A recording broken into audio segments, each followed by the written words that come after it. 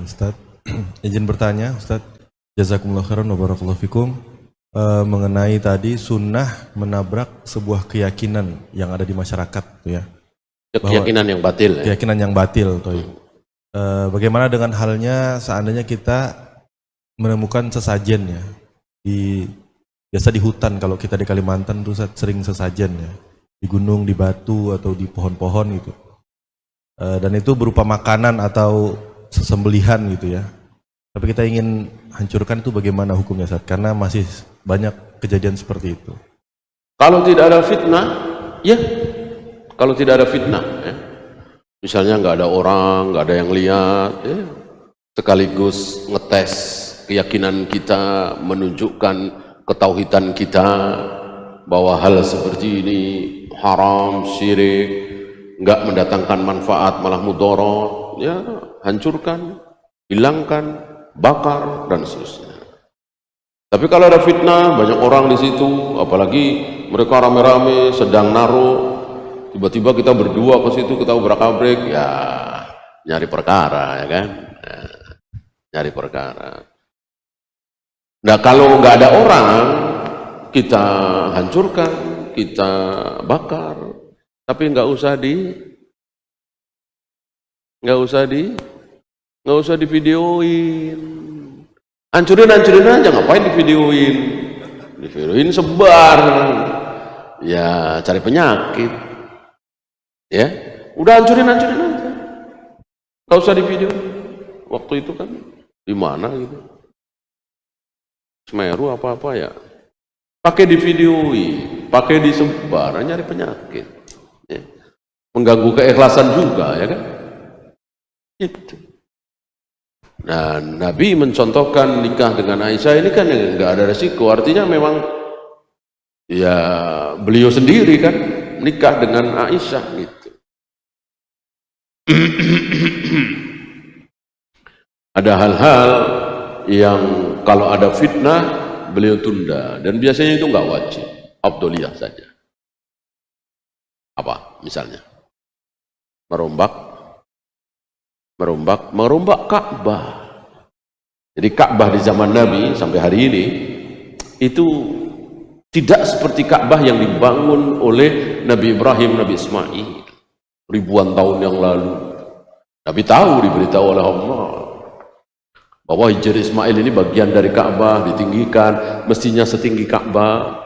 Kemudian ada pintu masuk, ada pintu keluar, ini sebelah sini, ini sebelah sini. Tapi tidak wajib. Ya, lebih baik tentunya kan, sama seperti bangunan Nabi Ibrahim. Nah, cuman karena takut fitnah. Kalau bukan karena kaummu wahai Aisyah gitu, terutama dari para wanita ya, baru saja keluar dari kesyirikan, akan aku rombak begini, dan itu direkam dengan sangat bagus oleh Aisyah. Maka Aisyah hafal betul yang disabdakan oleh Nabi. Aisyah kuat hafalannya. Nah, lalu sepeninggal Nabi, Aisyah sampaikan kepada para tabi'in, termasuk kepada Abdullah bin Zubair. Abdullah bin Zubair ini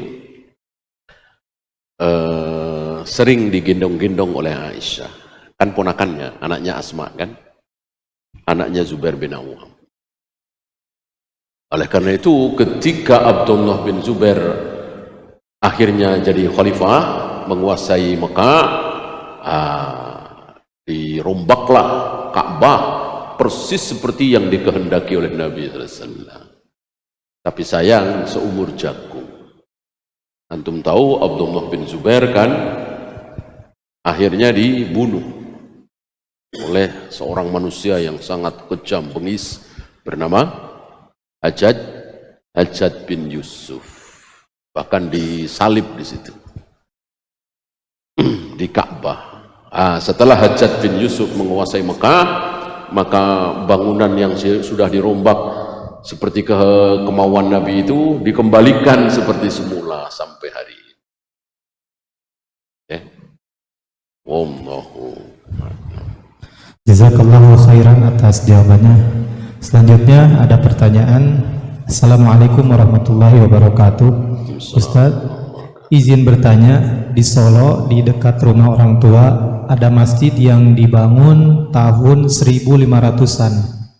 Kemudian setelah orang yang mewakafkan masjid tersebut meninggal, oleh keluarganya dimakamkan di sekitar masjid, tepatnya di arah kiblat masjid tersebut. Pertanyaannya, bagaimana hukum sholat di masjid tersebut? Jazakallahu khairan. Kalau masih satu area, satu tanah dengan masjid tersebut, tidak boleh sholat di situ. Kalau sudah beda tanah, beda area, beda tanah tidak harus jauh. Walaupun dekat tapi beda tanah. Kenapa? Ada batas berupa kali, walaupun kali itu kecil. Atau jalan umum, gitu. Atau pagar. Ketika ada batas berupa satu di antara tiga tadi, berarti sudah beda tanah, beda area, boleh sholat di situ. Walaupun ke arah kiblat, walaupun dekat sekali. Tapi walaupun 20 meter, 30 meter, tapi satu area, taruhlah masjid Istiqlal, kan gede sekali itu halamannya ya. Nah, di halaman pojokan sana, masih di dalam area, di komplok itu ada kuburannya, ya tidak boleh. Intinya antara satu masjid, antara masjid dengan kuburan, tidak boleh satu area tanah. Harus dipisah. Dan pisahnya sekali lagi dengan satu di antara tiga tadi. Bisa dengan kali, walaupun kecil, bisa dengan jalan, tapi jalan umum ya. Kemudian bisa dengan pagar. Ya. Dan kuburan yang dimaksud minim adalah satu gitu ya. Jadi, oh nggak apa-apa kalau 1, 2, yang penting jangan 10, nggak ada seperti itu. Jadi walaupun satu itu sudah haram. Ya. Bayangkan Yahudi dan Nasrani dikutuk oleh Allah, dilaknat oleh Allah gara-gara ittakhadhu qubur anbiya'ihim masajid. Karena mereka menjadikan kubur-kubur para nabi menjadi masjid. Itu kubur nabi. Apalagi di kita yang kubur orang awam. Gak mungkin ada kubur nabi di negeri kita kan? Tentu lebih haram lagi. Lebih dikutuk lagi, dilaknat lagi. Ya. Wallahu a'lam. Jazakallahu khairan atas jawaban yang sudah diberikan. Pertanyaan berikutnya, Assalamualaikum Ustadz. Untuk anak di bawah 10 tahun dan sudah belajar puasa penuh saat Ramadan. Namun karena kami ada proses mudik sehingga harus batal puasa.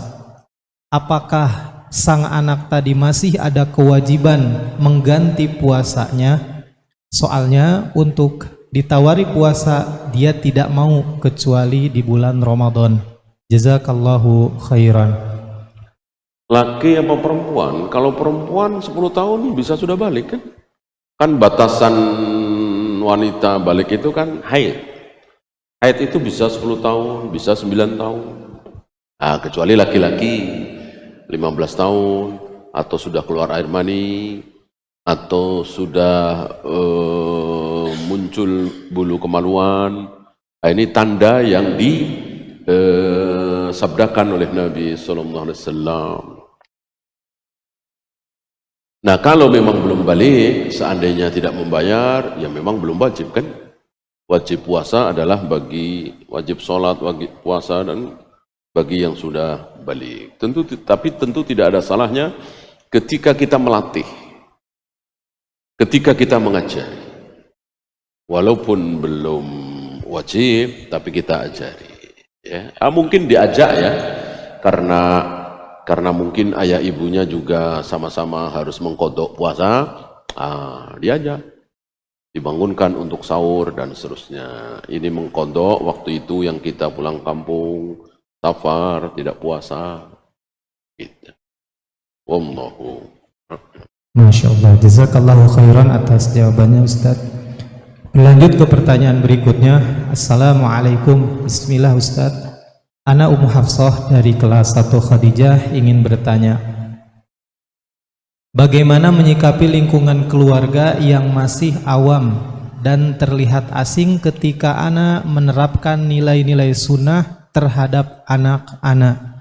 Kadang pernah juga ditentang, biar bagaimanapun itu adalah keluarga. Mohon tips atau bagaimana sikap kita yang bijak dalam menyikapi hal tersebut. Syukran jazakallahu khairan. Pertama, jangan berkecil hati. Justru harus berbesar hati. Kenapa? Karena kita berarti termasuk yang disabdakan oleh Nabi alaihi salatu wassalam, karena di akhir zaman yang berpegang teguh dengan sunnahku akan seperti kaqabdil jamrah, akan seperti orang yang memegang bara api. Panas, nggak enak, dicaci, dimaki, dihujat, dihina. Ternyata itu menimpa diri kita. Alhamdulillah kan? Alhamdulillah. Berarti kita termasuk orang yang disabdakan oleh Nabi SAW dengan kebaikan. Alhamdulillah. Gitu. Ya, yang kedua, jangan mentang-mentang kita termasuk yang disabdakan oleh Nabi, lalu kita suka-suka kita. Ya, artinya mungkin saudara-saudara kita itu nggak suka dengan cadar, dengan cingkrang, dengan jenggot, dengan nggak mau tahlilan, nggak mau muludan dan seterusnya. Tetapi dia suka dengan kita karena kita sering bantu dia, kita murah senyum. Dia ada apa-apa kita yang pertama kali datang, kita antar ke rumah sakit, ya ada kompensasi lah, kira-kira begitu. Jangan sudah tahlilan nggak datang, menudan nggak datang dan seterusnya, saudara sakit juga nggak datang, ya tentu ini keliru besar. Ya. Dengan demikian mereka maklum. Dengan demikian mereka maklum. Banyak sebagian saudara kita yang saudaranya nggak kenal sunnah, tapi hubungannya baik-baik saja, ya karena tadi dia banyak membantu, dia sering sedekah, jadi mereka apa ya istilahnya terobati. Ini acara ini jangan undang dia jangan sampai tahu. Nah, dia tahu bahwa kita nggak suka seperti itu, tahlilan, selawatan, yasinah, gitu. Tapi nggak marah. Gimana marah orang kita sering bantu dia? Begitu kira-kira. Wallahu a'lam. Jazakallahu khairan atas jawabannya. Pertanyaan berikutnya, bismillah, izin bertanya Ustadz. Bagaimana mengajarkan anak 12 tahun, usia 12 tahun yang masih suka menggambar makhluk bernyawa secara diam-diam, sementara dia sudah tahu dan sudah difahamkan bahwa itu tidak boleh? Syukran. Dengan dia diam-diam kita bersyukur ya, artinya dia menyadari bahwa ini nggak boleh, ini haram, ini dilarang, makanya dia diam ya. Coba anak-anak yang tidak tahu kan dengan bangganya, bukan dengan diam-diam ya. Tinggal sering-sering dikontrol saja, lama-lama insya Allah kan. Jadi anak-anak kita untuk menjadi baik ini kan butuh proses, butuh tarbiyah, butuh diawasi. Maka terus diawasi ya ibunya gitu. Jadi ibu itu mestinya harus lebih sering ngawasi anak, handphonenya anak daripada handphonenya suami ya. Harus lebih semangat ngawasin handphonenya anak-anak dari handphonenya suami. Harus lebih bentar-bentar telepon anak, di mana nak, di mana nak, jangan di mana bang, lagi di mana bang, ya. Harus akan lebih bagus di mana nak, udah sholat belum, ya, sama siapa. Sekarang luar biasa, sangat luar biasa. kamar sendiri. Kalau 40 tahun yang lalu, 50 tahun yang lalu kita punya anak gadis di kamar sendiri aman. Sekarang nggak aman. Ya. Allahu a'lam. Jazakallahu khairan Ustadz atas jawabannya. Sekali lagi kami persilakan kepada Bapak dan Ibu wali murid yang ingin menyampaikan pertanyaannya bisa secara langsung dengan mengangkat tombol tanda angkat tangan terlebih dahulu ataupun ditulis melalui kolom chat.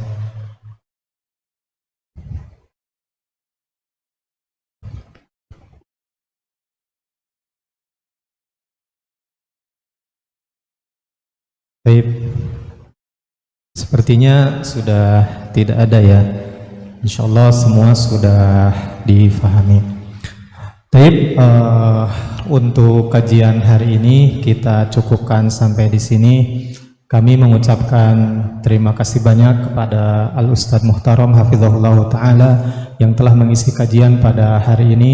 Jazakumullahu khairul jaza.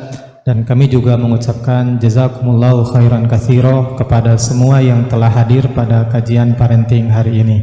Ana selaku MC mohon maaf yang sebesar-besarnya atas segala kekhilafan, kekurangan, kesalahan. Kita tutup acara kajian parenting